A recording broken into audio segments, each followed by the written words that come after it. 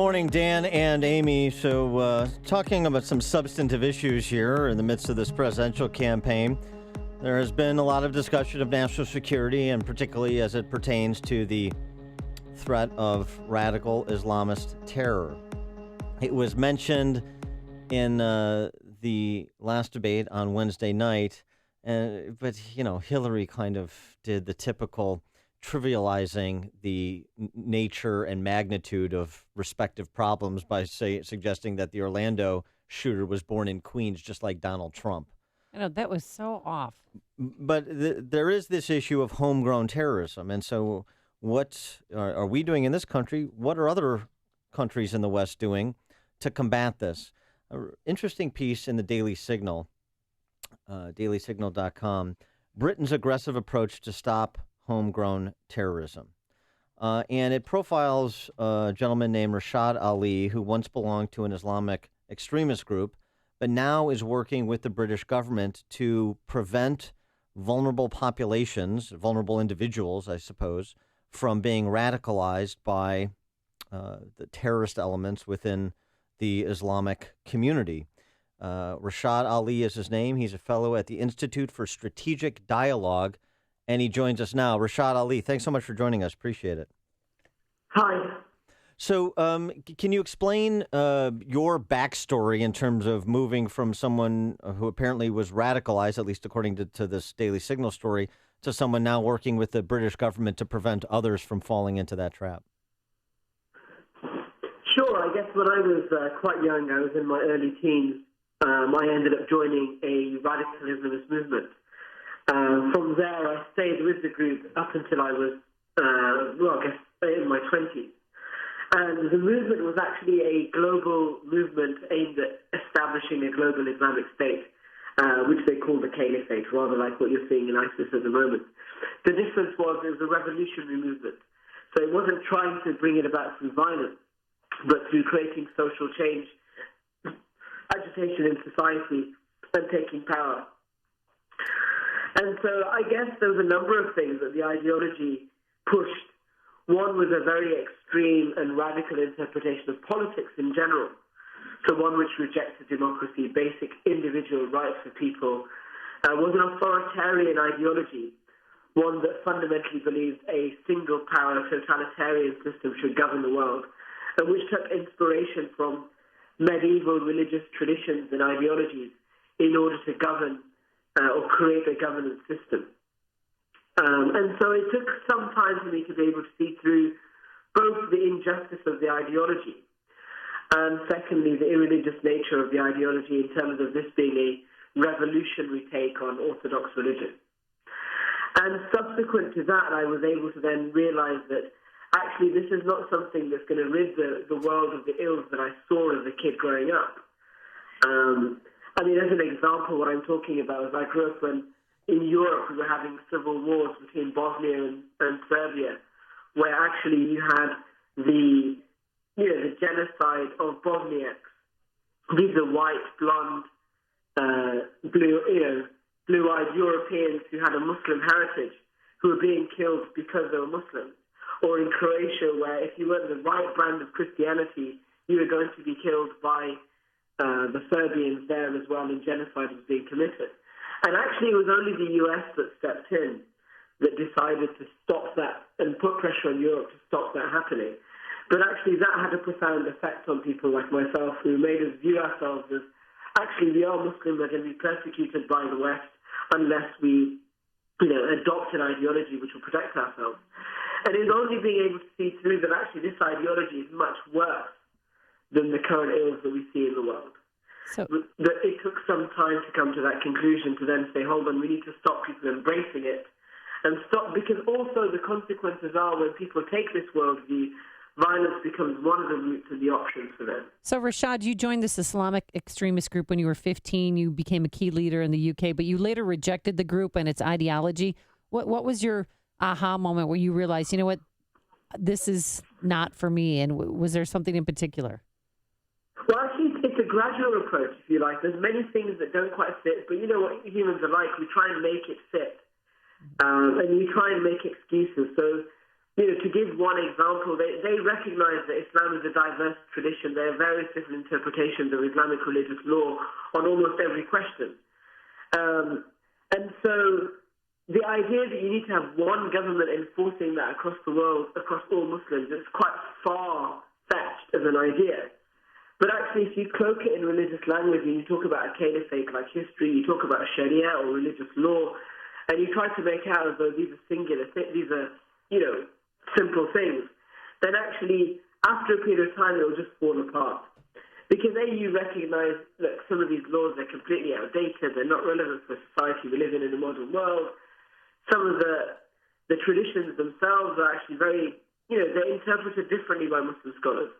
There's that old saying, if you get two Jews in a room, you get three opinions. Muslims are no different. They have a wide variety of positions on everything. Well, so explain what you're doing now, in your consultancy in conjunction with the British government to prevent or to de-radicalize those that are on the same path or vulnerable to the same path that you chose before you walked away.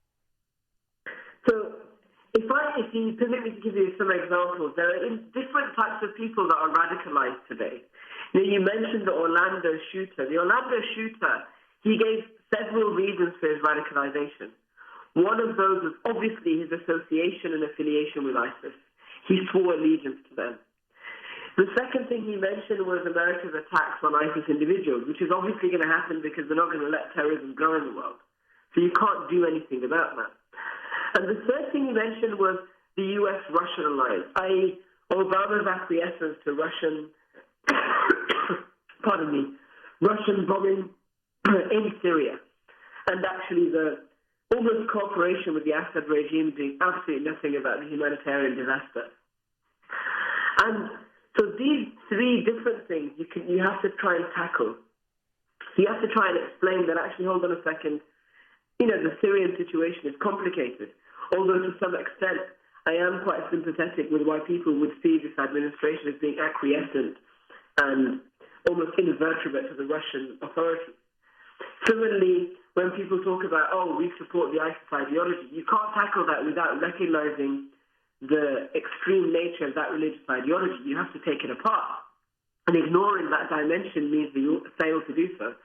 So being able to explain to young people that actually, in history, the caliphate was never one state, that it was a diverse tradition of different laws, that Islamic faith forbids killing of civilians, that this is something that actually there's been a consensus on for 12 centuries, and modern movements like Al-Qaeda, etc., are a deviation. They're not going back to the original tradition. All right, so talking people through this is really important to help them make their own mind up to move away from these groups. Okay, so part of this seems to be like religious and historical instruction, which makes perfect sense to inform people's understanding. But what about one step back, identifying those individuals who are quote unquote vulnerable populations and working in conjunction with the government? I know this is at least in part a response to some legislation, national security legislation that was passed in the UK in 2015. But how do you go about doing that in terms of, thinking about lessons for the United States within the context of protecting people's individual rights? Sure. I think the United States is slightly different because of your constitution. Yeah, sure. But also your political makeup is different. So in the UK, the referrals for people come from people who are worried or concerned about individuals who are showing signs of extremist discourse. To give an example of that in the US context, the Orlando shooter himself, people around him at his workplace referred him to the FBI. Now, the FBI, all they can do in the US context is an investigation. If there's no evidence of criminality, they can't do anything more than that. And they can't be blamed for that. However, in the UK context, what we do is after the investigation is over, or if an investigation can't take place, or there's no threat, then if there's still a concern about radicalization, then what tends to happen is that then they will contact individuals like myself who work with the authorities to come and meet these people, strike up a relationship, engage with them, and trying to get them to understand the issues and why there's a concern for them and for the people around them. And then to talk through these issues. And in the UK context, do those individuals, are they forced to comply with your engagement, or is it something that you're presented as an option if law enforcement has concerns about particular individuals, but there's no case to be made? Well, it's actually voluntary. It's voluntary. So they're not forced to comply. But you'd be surprised that actually if you can sit somebody down, a lot of these people, A, they either want to proselytize their ideology because they believe in it strongly, or B, actually, a lot of them, they do want to talk about these things because they are also going through a slightly conflicted process. That actually most people they're not radicalized overnight. They do have misgivings. And so if you can capture them before they come to that absolute certain decision to do an action, you can actually dissuade many people from this. That's really the intellectual hand-to-hand combat, if you will, is really interesting. I know in 2015, UK authorities, 35% more terrorism-related arrests than in 2010, just 5 years earlier. Also, about 800 individuals from Britain would travel to Iraq and Syria to fight in the conflicts there for ISIS. I wonder what impact you've seen from your consultancy, this kind of work in terms of de-radicalizing or preventing the radicalization of individuals.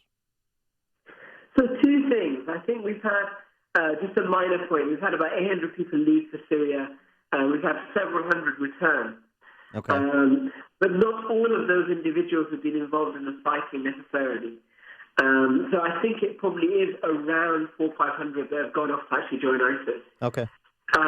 The second thing is in terms of how we measure this. So we measure this quite specifically in terms of the individual cases. So we've worked on over 100 cases over the last few years of individuals who have either been returning back from Syria or Kenya and Somalia, places like this where they've gone to join Al-Shabaab or ISIS or other jihadi groups, individuals who have been convicted of terrorism acts, individuals who have been connected to plots but they can't be tried because there's not enough evidence, or individuals that have been referred because of their association with extremist ideology, i.e. support for groups like ISIS and so on. And with those individuals, we've spent several months, sometimes longer even, being able to engage with them, dissuade them, and get them to try and rethink things through. So some of these people have personal reasons. Some of them have had family members killed in Afghanistan, Pakistan, in drone strikes. Some of them have political grievances. And therefore, it's a matter of explaining the politics to them. And others are very deeply embedded in the theology, so you have to break it down for them to think these things through. But in each of those cases, we can see a change in ideology, we can see a change in their motivation. And we can see that they no longer dehumanize other people, which are all preliminaries to violence. So those things that we measure with the individuals, we can see that just ourselves, we've had that kind of impact with over 100 people. And there's many other people that work in this space in a similar manner that I think have literally changed people's minds and moved them to actually help work with us now in terms of identifying others, talking to other people, dissuading other people. It's fascinating. It really is. And obviously great work you're doing. He is Rashad Ali. He's a fellow at the Institute for Strategic Dialogue in the UK. Rashad, thanks so much for joining us, sharing your story and insights. Appreciate it. And he joined us on our turnkey.pro answer line.